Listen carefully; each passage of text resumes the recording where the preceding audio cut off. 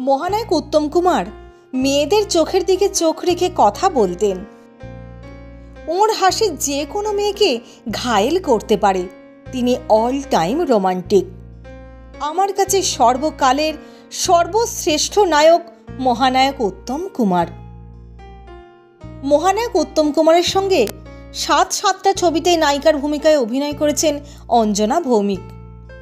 থানা থেকে আসছি, নায়িকা সংবাদ, চৌরঙ্গি, কখনো মেঘ, রাজদ্রোহী, সুখসারি ও রৌদ্রছায়া।